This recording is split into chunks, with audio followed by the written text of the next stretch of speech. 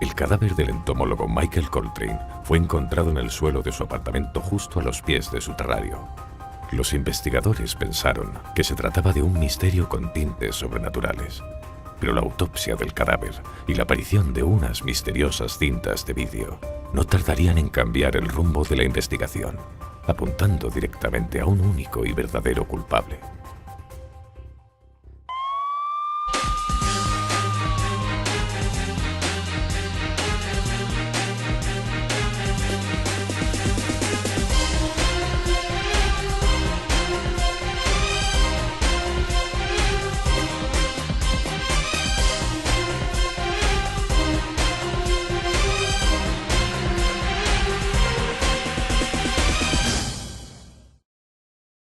Las hormigas asesinas. 1985, Ontario, Canadá.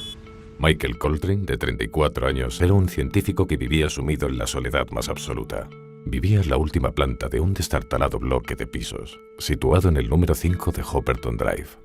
Vivía solo y casi nunca salía de su piso. Era un hombre tímido y solitario, no tenía familiares cercanos ni ninguna pareja sentimental. Desde su niñez, Coltrane había vivido fascinado por las hormigas. Sospechaba que se comunicaban utilizando un idioma propio. Por ese motivo, cuando la universidad le concedió una beca de investigación, Coltrane se zambulló en un laborioso estudio con el que pretendía descifrar el idioma de las hormigas. Para mejorar su concentración, diseñó un meticuloso horario que seguía religiosamente y que estipulaba incluso cuándo podía acudir al baño. Todos los días pedía la comida a domicilio y el repartidor nunca llegaba más tarde de la 1 del mediodía. Por eso, cuando ese día su vecina no oyó el timbre, supo que algo iba mal. Pasadas las 2 de la tarde, su vecina no pudo contener su preocupación. Subió a la última planta del apartamento y llamó a la puerta de Coltrane, pero no obtuvo respuesta. Los agentes no tardaron en llegar, y al abrir la misteriosa puerta del domicilio del científico, encontraron a Coltrane en el suelo de su apartamento, derrumbado a los pies de su terrario. Coltrane tenía la mandíbula prácticamente rota y restos de una sustancia tóxica en el paladar. Alguien le había sujetado y le había obligado a tragar veneno. Mientras los forenses examinaban el estómago de Coltrane para determinar el tipo de agente venenoso que habían utilizado para asesinarle, la policía volvió a su domicilio en busca de pistas y descubrieron unas cintas de vídeo que cambiarían el caso por completo. Coltrane las había usado para documentar sus investigaciones, así que básicamente eran grabaciones de su terrario con sus comentarios por encima. Las hormigas aún se están adaptando al nuevo terrario. ¿Qué tal ha ido la mudanza? Era toda su investigación, todo su mundo. Los agentes de policía analizaron los diarios audiovisuales del entomólogo y descubrieron asombrados que Coltrane había conseguido descifrar por completo el idioma de las hormigas.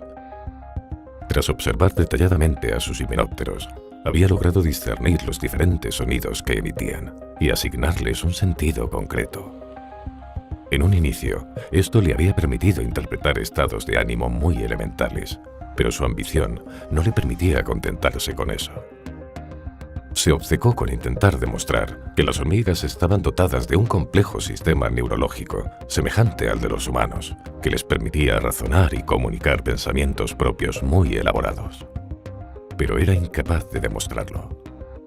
Atrapado en su fantasía, continuó trabajando hasta culminar un alfabeto de ideogramas que le permitía traducir al inglés las mismas frases de las hormigas. El alfabeto era impresionante, fruto de un visible esfuerzo y un trabajo de campo impresionante, pero era mera ficción. El mayor error de un científico es interferir en el objeto de su investigación para obtener los resultados que le interesan. Y este era el caso. La paranoia de Michael no se detuvo allí. Una vez hubo diseñado este intrincado lenguaje ficticio, comenzó a utilizarlo para entablar conversaciones con sus hormigas. Empezó a hablar con un espécimen concreto del terrario.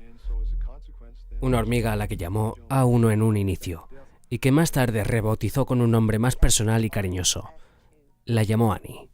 Annie le reveló a Coltrane que las criaturas que habitaban en el terrario se hallaban sometidas a un mandato tiránico que había comenzado tiempo atrás, cuando Jerk, una hormiga anciana y con ansias de grandeza, se hizo con el poder. Annie me ha dicho que todo sucedió a raíz de la mudanza de las nuevas hormigas al terrario. El terrario contiguo tenía una grieta y traspasé las hormigas de ese al principal. Lo he hecho más veces y no había habido problema, pero estas hormigas eran de otra especie. Eran ejemplares de hormigas carpinteras. Según los informes de Coltrane, Jerk había visto con malos ojos la llegada de estos nuevos himenópteros y había conseguido que muchas otras hormigas también lo hicieran. Otras, por el contrario, reivindicaban los derechos de sus nuevos vecinos. El enfrentamiento entre ambos bandos hizo que la tensión desembocase en violencia. La anciana, como portavoz del pueblo, con el fin de culminar con los disturbios, acudió a la reina para proponerle echar a las intrusas del terrario. Pero la hormiga reina se negó, y esa sería su perdición. Ahora la imagen inmaculada de la reina se había visto manchada por proteger a unos intrusos y por posicionarse de parte de un bando radical de la población himenóptera. Así que poco a poco fue perdiendo apoyo de sus súbditos, hasta que un día desapareció sin dejar rastro, y Jerk tomó las riendas del gobierno. De la noche a la mañana, comenzó un reinado de terror opresivo, marcado por los continuos arrestos de las hormigas contrarias al régimen, por la incertidumbre y por el miedo. Era todo ficción, pura fantasía. Se comportaba como un niño que jugaba con sus juguetes y se inventaba historias. Día 482. Hoy Annie me ha... Creo que me estoy volviendo loco. En la última cinta, los agentes se toparon de bruces con un Coltrane hundido y derrotado que nos anunciaba que Annie, su fiel espía, había desaparecido por arte de magia. Al ver al científico tan demacrado, la llamada de la forense no le sorprendió en absoluto. El análisis desveló que realmente el veneno que había matado a Coltrane no había sido una sustancia tóxica, sino puñados y puñados de hormigas. La mayor parte de ellas de una especie concreta, hormigas carpinteras. El caso, aunque confuso y enigmático, estaba resuelto.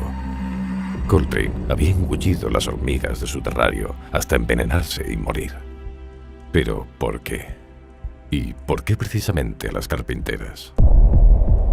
El caso de las hormigas asesinas no tuvo el final fantasioso que probablemente habría esperado la torturada mente de Coltrane, aunque tampoco las fuerzas de policía involucradas en el caso esperaban este giro tan deprimente y desgarrador. Poder contemplar cómo la desesperación y la soledad le carcomieron hasta hacerle enloquecer y posteriormente acabar con su vida fue muy duro. Las circunstancias del suicidio, no obstante, quedaron empañadas en una bruma de misterio que nunca se llegó a resolver. Y los únicos testigos que podrían haber ayudado a esclarecer el caso eran unas pobres hormigas que, por desgracia, no sabían hablar.